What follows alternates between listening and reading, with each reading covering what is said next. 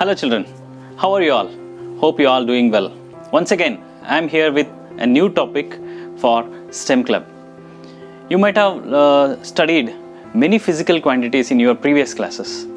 As you are in high school now, you have to understand the inner meanings of those physical quantities.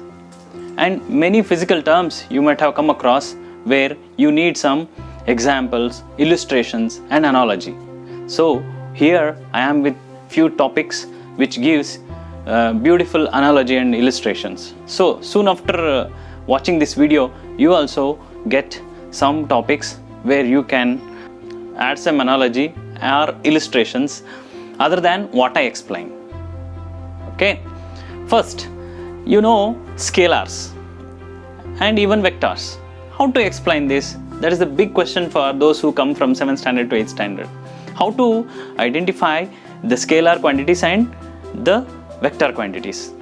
So scalar quantities, you might have learned the definitions of the scalars and vectors. But what do you mean by scalars?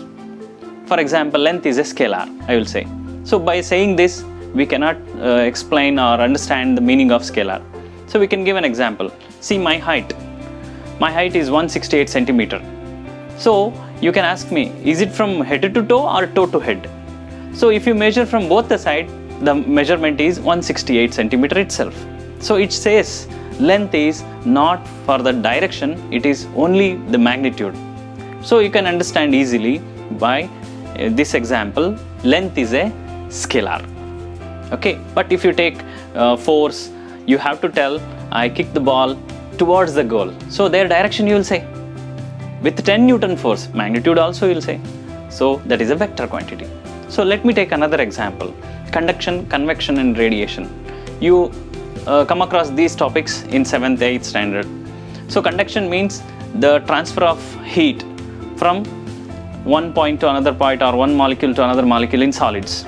In liquids it is convection. In gases it is radiation. So how will you explain this? I'll explain you beautifully. Conduction takes place in solid. In solid, the molecules vibrate and transfers the heat energy.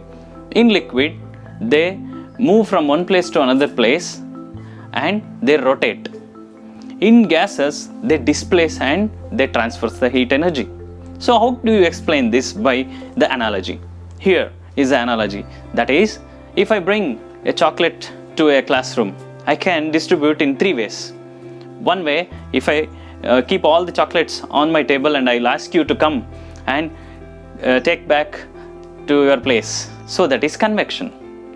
And if I come near to you, wherever you're sitting, and if I give the first person a chocolate and ask him to distribute or transfer to the another fellow until the last fellow it reaches, that is the conduction. So lastly, if I say, you sit wherever you are, I will throw the chocolates to you. That is radiation in gases. So easily you can understand by such kind of analogy. Is it not? Next, if I wanted to ask you, how do you show the rotation and revolution of the planets? What do you mean by rotation and revolution?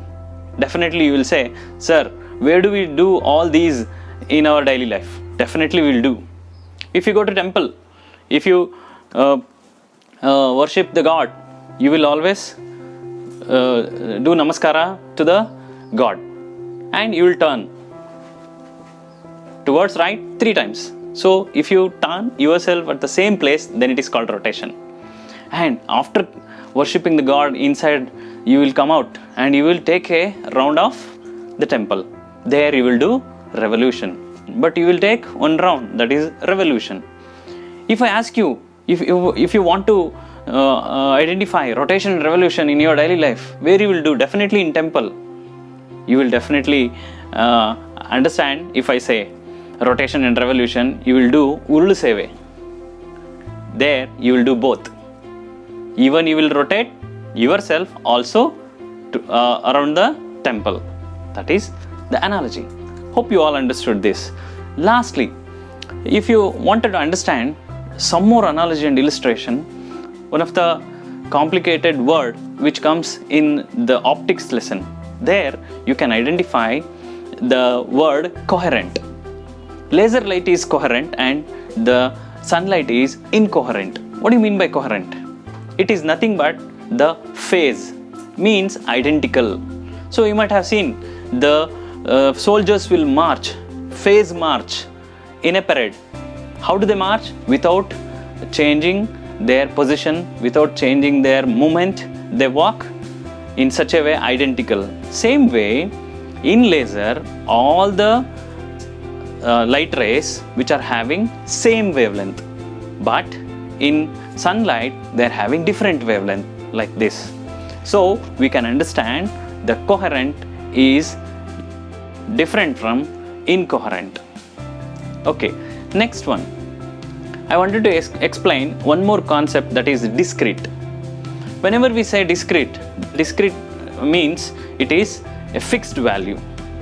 For example, two sweet stalls are in a market which are opposite. There is a competition between these two. Say if you wanted to buy there, to gather more number of customers, what they will give? They will give you offer. So if you can consider, in the month of Deepavali, there will be a rush towards the sweets stall. There, the sweet merchants will give you more offers. So there, one offer will be written like this: only in 1 kg the sweets are available. So if you go and buy half kg, they are not going to ready to give you, because it is fixed 1 kg each. You can ask 2 kg, 3 kg, but you cannot ask 1.5 kg, 3/4 of kg, and 2.5 kg, because it is fixed, because he manufactured and prepared the box 1 kg. So what he'll do, the opposite sweets stall owner, he will get an idea. He will prepare the boxes in such a way 1.5 kg box. So there you can ask 3 kg box, and even 1.5, 1.5, 1.5. If you keep on adding, how much it will come? That means here the sweet box is quantized. So it's a fixed value. So even you can use this word quantization. Hope you all understood these analogies and illustration. Thank you, children. Have a nice day.